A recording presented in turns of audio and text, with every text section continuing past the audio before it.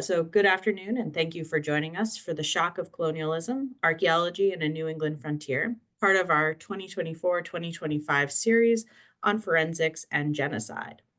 I'm Catherine Winters-Mashad, and I'm the Program Manager at the Cohen Institute for Holocaust and Genocide Studies. Today's event is being hosted on Zoom webinar. Should you need assistance during the event, you can send a chat message to us and we'll do our best to assist you. If you have a question about the presentation, please use the Q&A button at the bottom of your toolbar so that we can find your question during the Q&A session. It is my pleasure to introduce our speaker, Dr. Meghan C. Howey. Howey is an anthropological archaeologist specializing in landscape archaeology and interdisciplinary approaches to deep time coupled human natural systems. She received her BA from the University of Delaware and her MA and PhD from the University of Michigan. She has conducted research in North America, Europe, and East Africa. One of her major research projects has focused on Native American regional organization in the northern Great Lakes region in the period preceding European contact. She has explored how local communities construed and used ceremonial monument centers to facilitate economic, social, and ideological interaction in this period.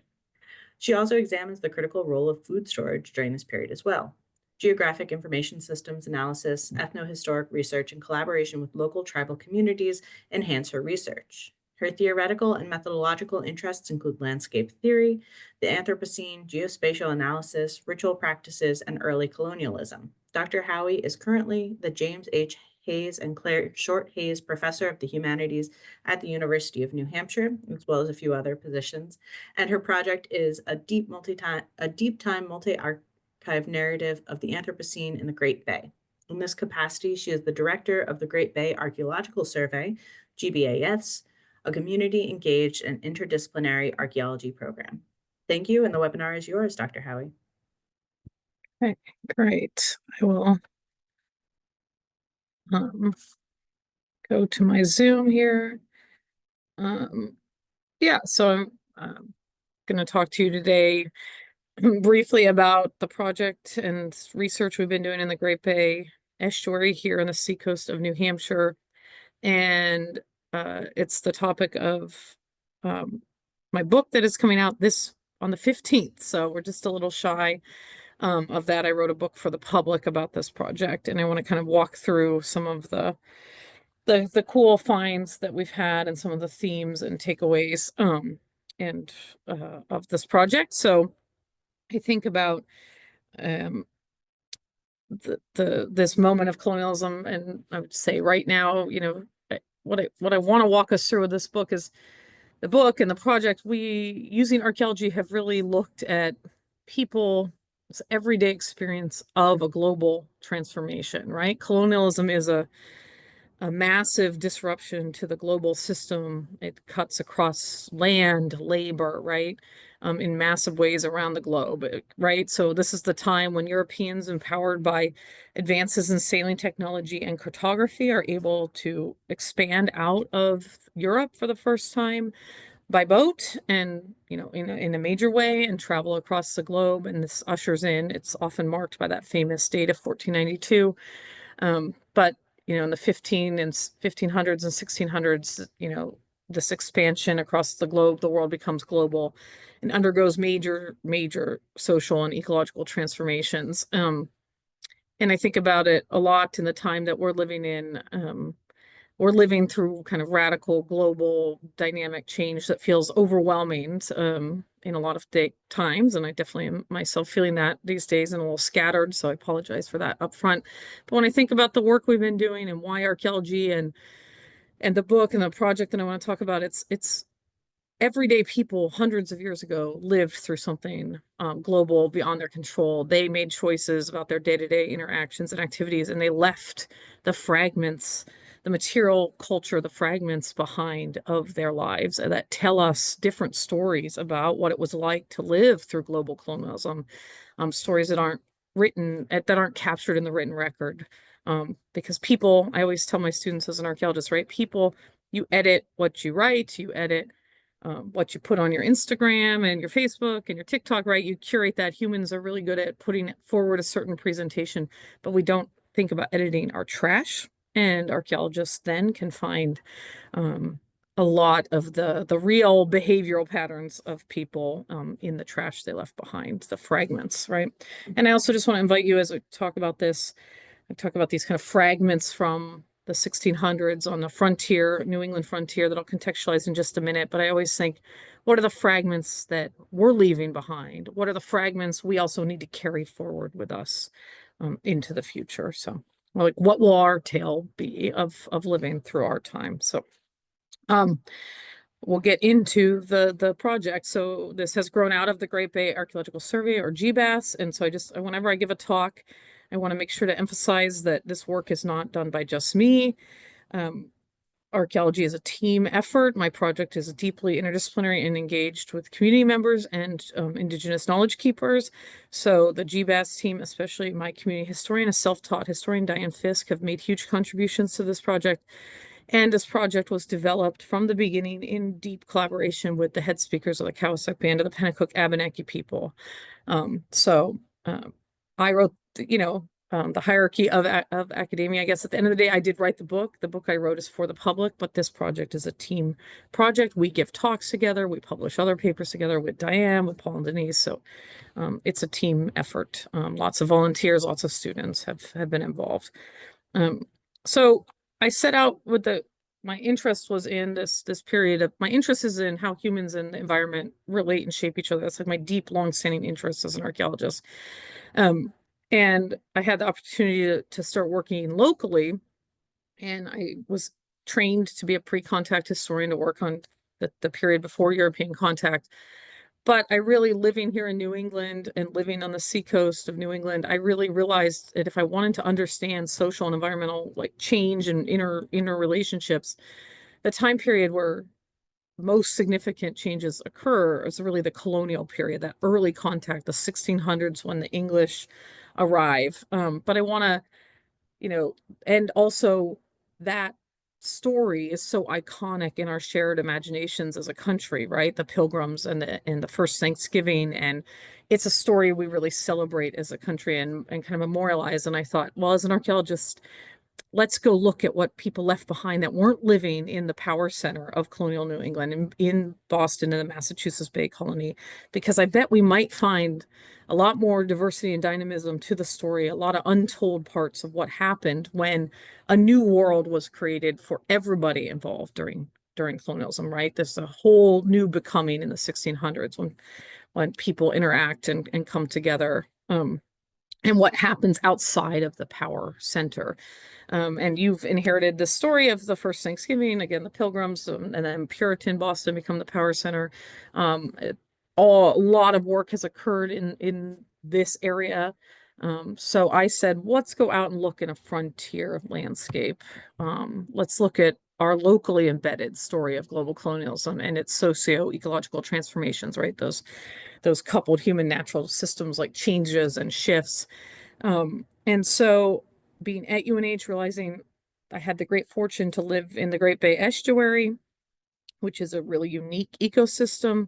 So very sensitive to human impacts. It's one of the most unique estuaries in the world, one of the most complexly recessed on the Atlantic Ocean, with 7 inflowing freshwater rivers, and just this really unique ecosystem with a long, indigenous history and then very early contact. And I just want to back up a second, which is to say, Europeans start expanding down into the northeastern North America, right?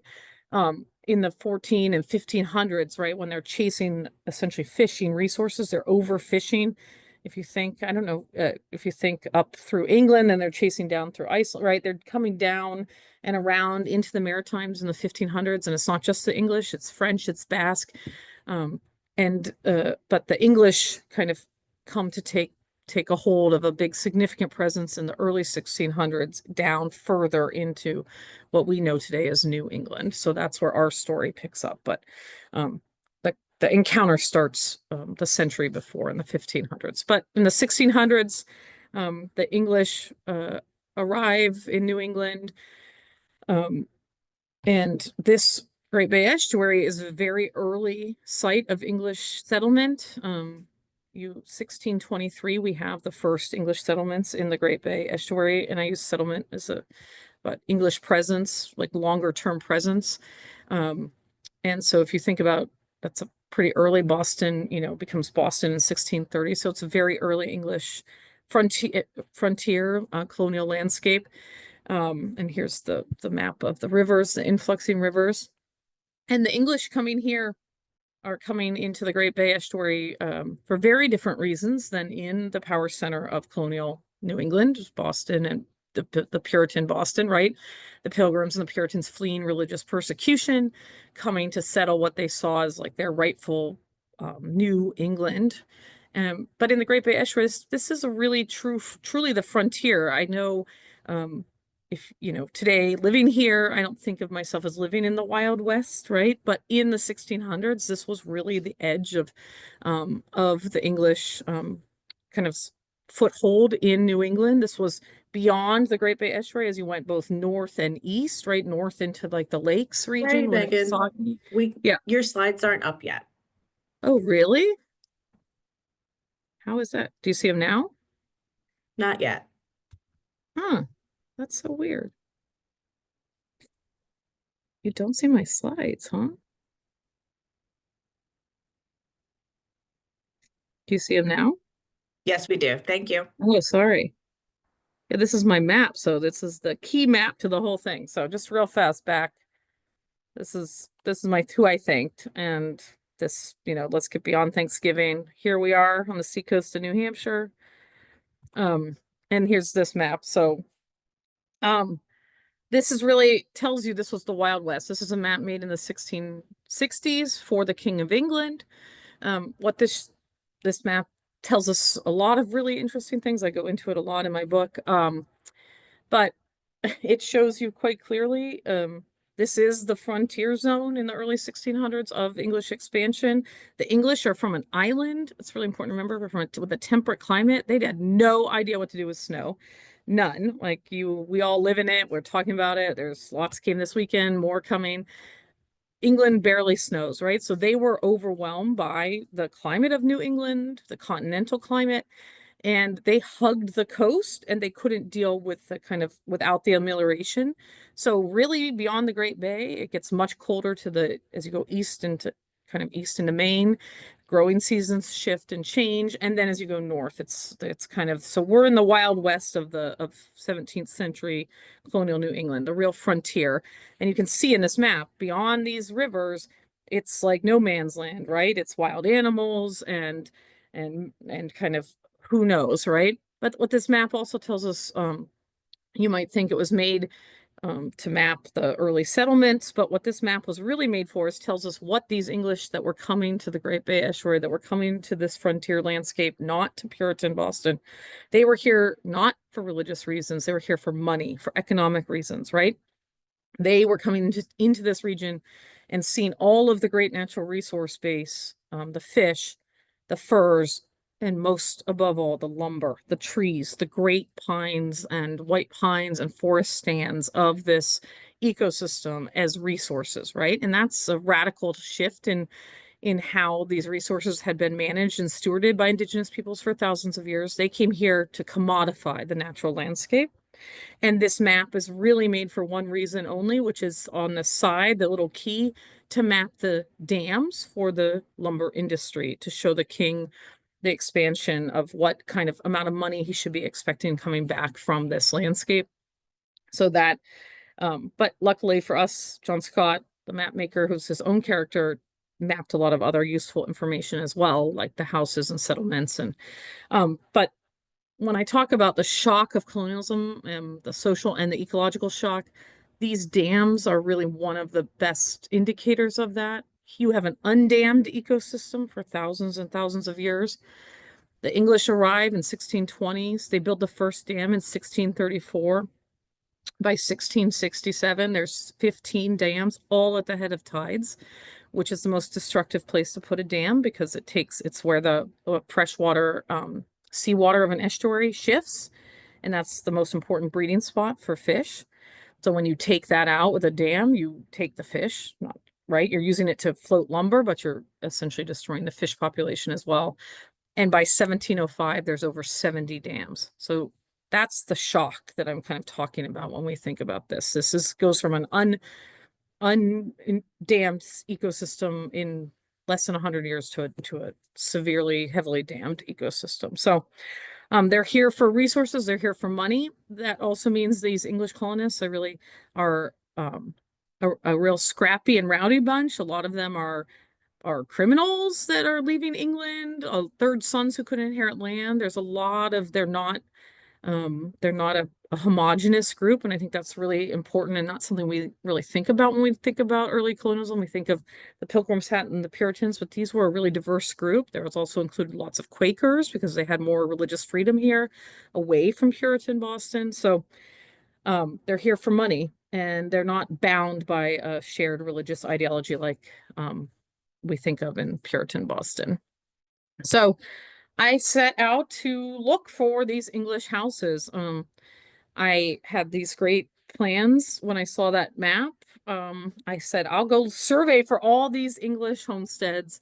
The Great Bay Estuary drains over 2,400 square kilometers, so I had to quickly change my mind about that and eat some humble pie. And we really focused in on the Oyster River, where I had very strong connections, as well as Dover Point.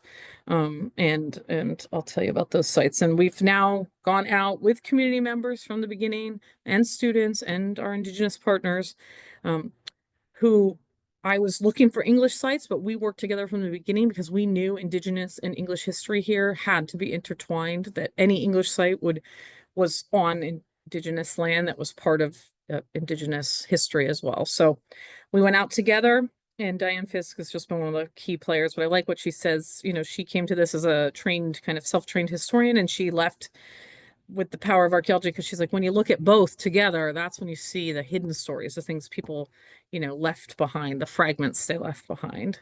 So we went out and looked. We've surveyed for about 20 of these, 1600s. These are the earliest English sites. Surveying the landscape using traditional archaeological methods. I know this is a session on forensics, so I try to put in a little of the other tools we use, but it was human labor, right? Pounding huge fields, surveying, digging shovel test pits, which are little test pits that archaeologists do. Hundreds of hours, 6-8 week field seasons starting in 2016 to 2022 every summer. I'll tell you about COVID summer in a minute. That was a little different, but looking for these sites, finding the deeds, chasing down the maps, and then going out. And even with all that information, they were very hard to find these early colonial sites. So we brought in a lot of tools like ground penetrating radar. I know you had a speaker who I believe uses a lot of this, or you will have the kind of highlight speaker of this series. It's a technique that sends radar pulses into the ground and can give you an image of the subsurface of resistances below ground. Doesn't find archaeological sites, it finds resistances, but can help expedite looking for things like cellar holes, especially from the 1600s. These kind of results gives you these time sliced results. And here's an example. Mostly what in this case we found was a tree root system, but we also did find a builder's trench and post holes and other things. I do a lot of work with geospatial modeling and remote sensing imagery, and I've done a lot of work with my close colleague here, Dr. Michael Pallas. He volunteered a lot of his time and his amazing tools and technologies to survey, right? We're talking about huge fields where I know there was a 1600s house. But today it's 200-acre piece of property, right? That's a lot of land to cover by ourselves. So he brought drones fit with different sensors, hyperspectral sensors, so essentially letting us evaluate changes in the vegetation that are not visible to the human eye, and then LiDAR, which you might have also heard about in this series, has transformational impacts on archaeology and all kinds of disciplines, not archaeology, essentially being able to send these pulses of light that will penetrate trees, forests, and give you a detailed image of the ground surface. LiDAR just is available freely. This is an example from Massachusetts State, where I've started doing some work in Massachusetts along the Saugus River. This is up here. I don't know if what you can get kind of freely available. That's flown with an airplane, lower resolution, but can still see a lot of the ground surface. And then this is flown with the drone. I hope you can see the scale. It's in centimeters. This is in northern Michigan on one of my earthworks and ceremonial mounds, but This is in dense woods, like you can't see a few feet in front of you. And we can see this is a ceremonial earthwork. We can see cache pits. These things are only like a foot wide, and you can see them pop like that on that map. So really transformative, if you think kind of recovery, forensics, whatever you want to kind of think, like being able to get those images, transformational for all kinds of work. Then again, we blended these Western scientific approaches. Every site we approached, right, we would find a 1600 site, an early English settlement in the records, narrow down where it was, do those combination of surveys, techniques, and then we would bring our Indigenous partners would come and do an Indigenous evaluation of the landscape, which has proven extremely important to combine these approaches together. We did this knowing that, again, like I said, this is in Decina, the land of the dawn, that the English arrived in an already established old world, right? I like this, to toy with this idea of new world and old world, right? We always call North America the new world, but it was old world to the Indigenous peoples who lived here. It was their old world. It was a new world, right, to the English coming here. So we combined those together. And just, what did we find? What's an example? What's the story? What's the significance? What's the forensic work that we did kind of to find? What did we discover? And I will talk through briefly what we found of like what domestic life was like for an early English family living in this frontier landscape. The homes that they lived in were often called garrisons. I just want to emphasize, I say all the time, we really garrisoned ourselves with that idea. We love this idea of violence, right, of the colonial period. Oh, at first the Native Americans and English got along great, but too bad it turned violent. It's kind of this inevitability of violence, and I want to really deconstruct that in this talk today. And it really is, that's from recollections that start in the 17 and 1800s about like the Yankee stock being hardy and surviving adversity. And they call all of these homesteads garrisons, which implies like a fort, right? But these are just timber houses, and every single one we surveyed for and excavated had no evidence of fortification. We found no ammunition at this site that was supposed to be a garrison. That's a pretty crappy fort if you don't have a gun, right? So the idea was they were living in fortified settlements because they were scared of Native Americans and French, right, combined. In the 1600s, that's just not true. By the end of the 1600s, it's true. We see larger houses built with fortifications, but for decades, people are living in homesteads without fortification. The English are just living in this frontier landscape, and I'll explain more. We find these sites. This is this one that was very well preserved. Community members excavate and students. We combine, again, our technologies of drones and GPR and archaeology together to advance. And this is a buried foundation we found at the site. And then expanded our excavations and found a very early 1630s dating foundation. This is just a Freemason. This is their central chimney that we also found of this 1600s homestead. Really beautiful, intricate stonework, right? They're Freemasonry. We know this is colonial because they didn't have mortar, right? So they had to Freemason everything together. And now this garrison is along the Oyster River. Garrison, this homestead, and it was, also seen as a definitely a garrison because it was built on a rock, a steep and craggy rock, right? And they built this right on the rock. You can see there's a clay platform right on the bedrock where their central chimney was placed. They did live right on the rock. The English came to this landscape and they lived on a rock, but they didn't fortify this. And I think that idea that they're on the rock has really thrown everyone off to think that this was a very fortified site. They're living here. They're building their home here. They really are living on the rock. They're trying to drill the rock, and this is not a mechanical drill. They end up just building their homestead right and use the rock as foundation stone, which you can see in this picture. The foundation just disappears, and they just use the stone and then pick the foundation back up. And what we find in this house is a lot of just the remnants of daily life, of you have fragments from daily living in the 1600s. The food that, the stuff for making food, stuff from their clothing, like shoe buckles, processing food. But what we see is this is a rural frontier, right? This is the Wild West, but they have access to emerging global trade networks. This pottery here, can you see that when I point with my arrow, this Westerwald? This is a German pottery from the 1600s. It's called Westerwald. So the English living here are becoming are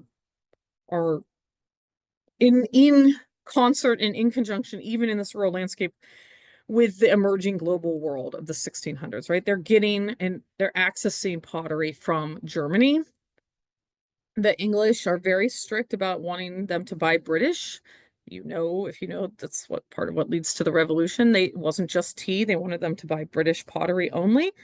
What we also find at the site, though, is tons and tons of redware, which is local pottery, which was actually illegal to make in the 1600s because they're supposed to buy only British pottery and cups and plates and storage jars. But this site is replete with redware, which is local. Here, I love this piece because you can see a thumbprint of a local potter who made this bootleg pottery, right? You can see they repaired it because they didn't have a lot of it. We see a lot of evidence of repairing because they're making it locally and trying to keep and do the best. And we see this with the pipes that they're smoking. They're supposed to only have English kaolin pipes. Everybody smokes in the colonial period, kids, adults, everybody. They smoke a lot. They have these long pipes and they break the stems, and they're supposed to buy these white ball clay pipes.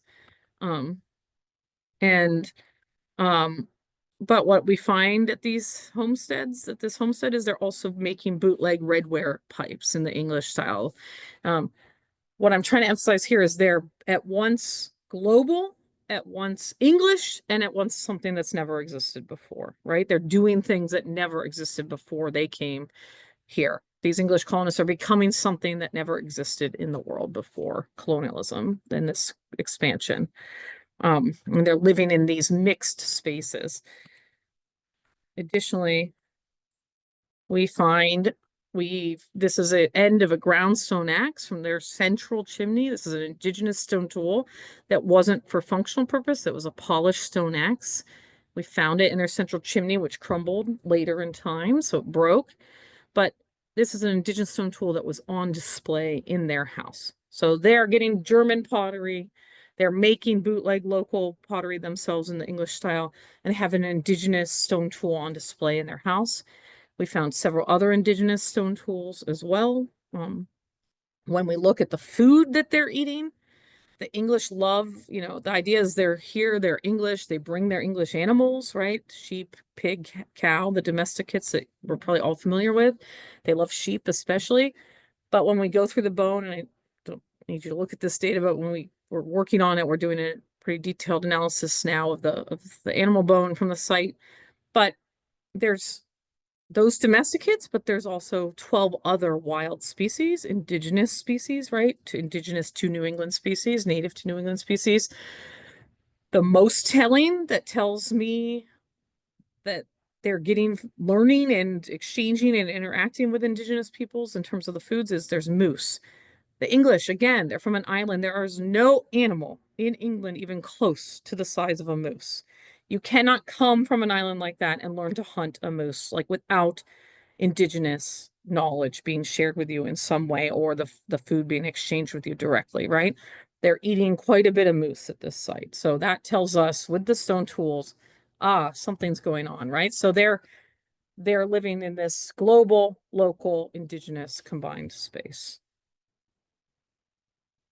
Working with my indigenous partners for years, like we did, always doing that shared evaluation of the landscape, changed the course of our project because they said, listen, I'm telling you, down from the rock, down in the field, down from the rock in this big field, which I didn't want to survey because it was full of ticks and poison ivy and hot and just awful. But they said, this stuff, this homestead, this English homestead is here. It's up on this rock. It's here. They're eating all this food. They're getting all this indigenous stuff from an indigenous village. We're telling you it's down in that field. And I was skeptical, but when COVID happened, I could only work with one other person. So I didn't have a team of 20 or 30 people. So we had more flexibility, and I said, let's go survey this field, just the two of us that can work quickly and kind of move rapidly across this large 20-acre field. And lo and behold, they were right. So working with Indigenous partners isn't just to feel good about ourselves, right? It led to much better archaeology and science, because I found an Indigenous contact period village site. This is an incredible find. We found, I shouldn't say I found, Paul and Denise come before we do any work and do opening blessings. They've been there and involved since the beginning. And what did we find at this site? We found, our survey found, and then we expanded from that COVID summer and did big expanded excavations. We found series of hearths, which are like large cooking features. These are full of wild foods, right? I've analyzed all the food. They're full of like acorns, all kinds of berries, all kinds of medicinal plants, but also corn, bean, and squash, the three sisters, the three domesticated crops of Indigenous people. So they're growing food, Indigenous agriculture at the site. They're processing food and all kinds of other features. This is probably some kind of fish processing that left this oily signature in the ground. They're building houses. This is, archaeologists love, but this is a post hole that's like the end of a stick that was stuck in the ground for building like a wigwam, an Indigenous house, a sapling that they put in the ground. And that all we find as archaeologists is the remnant from the soil left behind when that stick deteriorated. You can see they cut it at an angle to, make their home. This is another hearth. You're looking straight down on this. You can see this is all the remnants of what dropped below, like a tripoded cooking feature. These are ash. You can see it was tripoded above it. I ran, and again, here's corn, beans, corn, and squash, but we also have beans. These are gourd seeds. So the three sisters. Now I'm finding all this stuff. How do I know it's contact period, not pre-contact? Well, radiocarbon dating. Now I have a series of many dates. It dates the site from 1200 AD to 1680 AD. So there's an Indigenous village here for hundreds of years before the English ever arrive. And they live and continue to use this village up through they're neighbors of the English family that I just showed you, right? They're living in the field. And I know that from radiocarbon dates, and I know it from the artifacts that we find. People love to ask archaeologists, what's the coolest thing you've ever found? And my answer is, this is the coolest thing I've ever found. This is the end of a broken arrowhead made on British gunflint.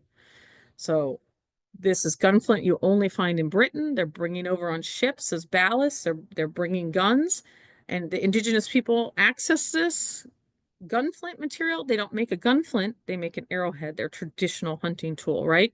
This artifact and these people, just like the English I was telling you that lived on the rock, are also becoming something that never existed before, right? They're both Indigenous and they're living in this new colonial world, and they're adapting, and they're experiencing this new influx of peoples, foods, culture, artifacts, right? And they're living in this hybrid moment as well. And I see they also have a lot of French gunflint, which is also coming over from Europe, and they're knapping it. This is an example of another piece of napped. They're using their traditional stone tool making techniques on these foreign objects. And the food, right? The food I found in that Burnham colonial house, the Burnham house, it's the name of the family is the Burnhams. We found in their colonial homestead that moose. We found oyster, we found turtle, right? We found all these wild species that are not English foods, right? Well, this site is full of those foods, right? Moose, turtle, oyster, et cetera, right? So they are furnishing their neighbors in some capacity with these foods, right? They are through trade, exchange, through shared harvesting, shared hunting practices. We don't know exactly, right? That's what archaeology can't tell you. But the fragments tell us that interaction was happening.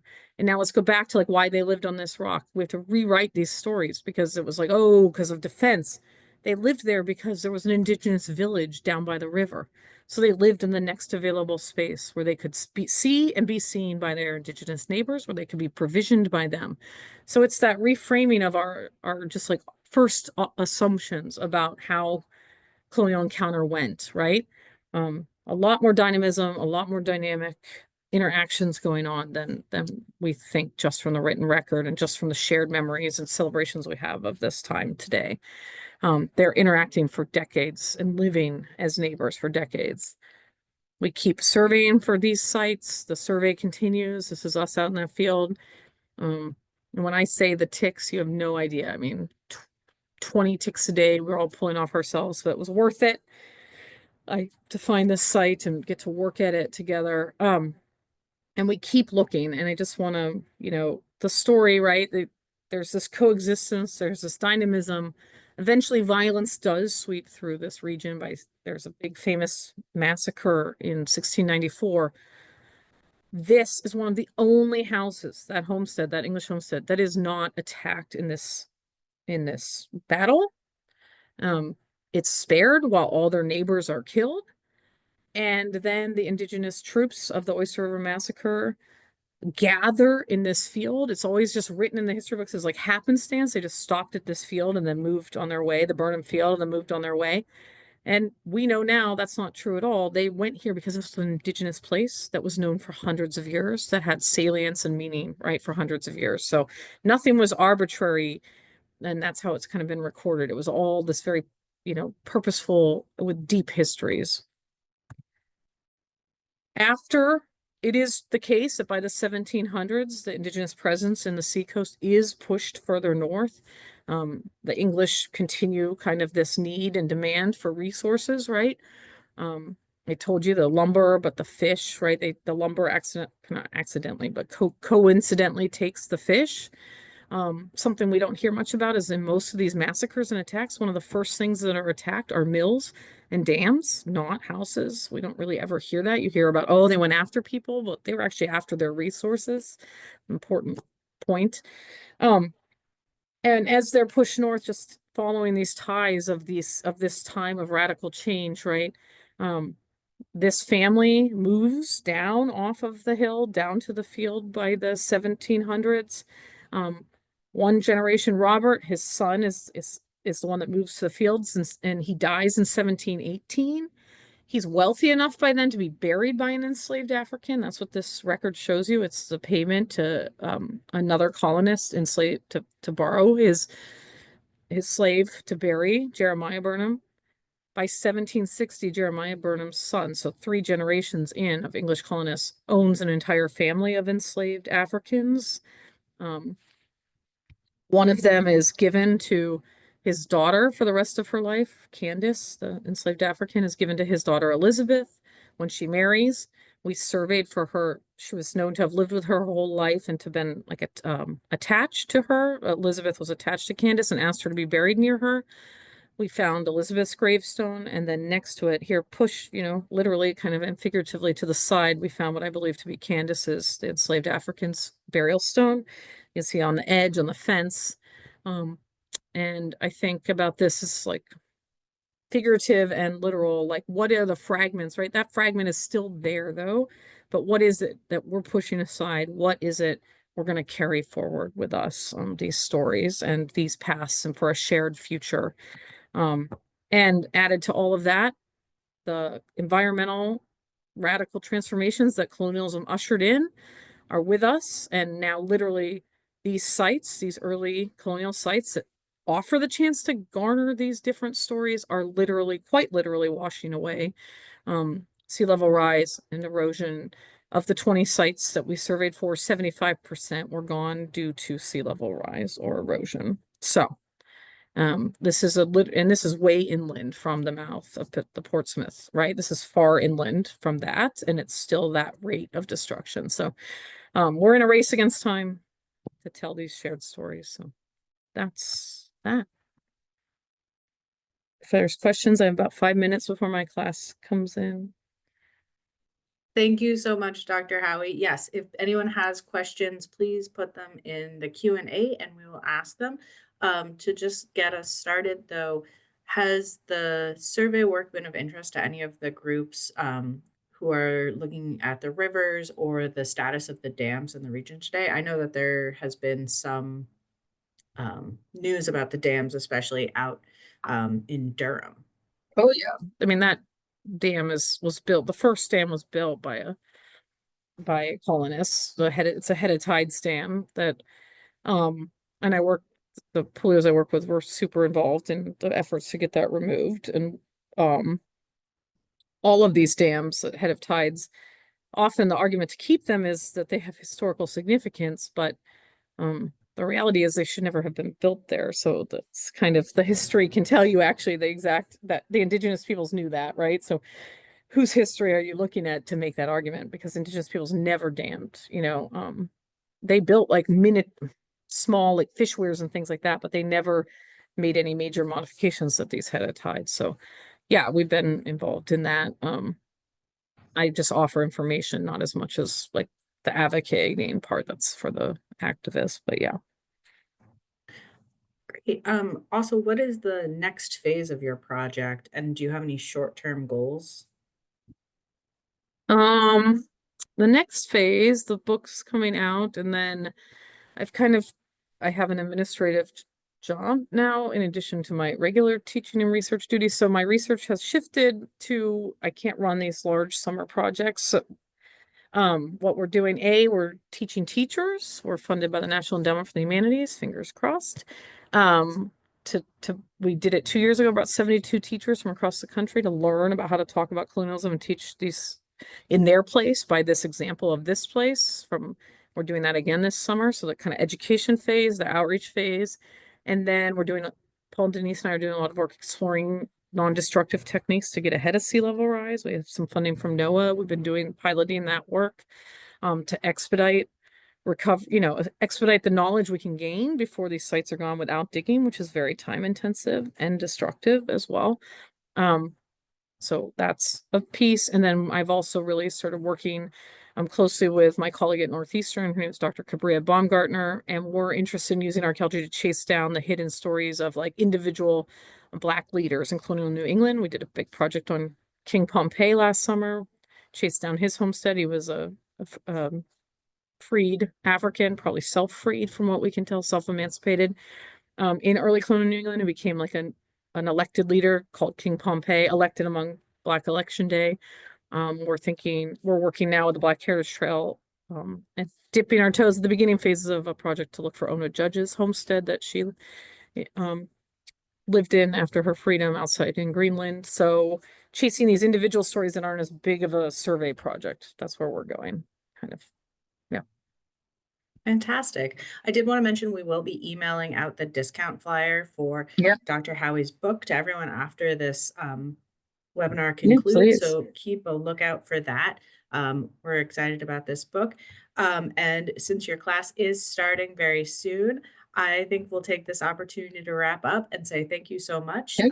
Great. Thank you, Thanks. everyone, for joining us today.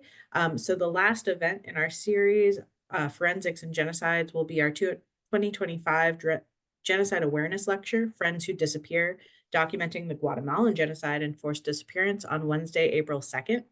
You can register for the Genocide Awareness Lecture now and find details about other upcoming events on our website, keene.edu/CIHGS. We hope that you all have a great afternoon. Thank you again to Dr. Howey, and I hope you have a great class.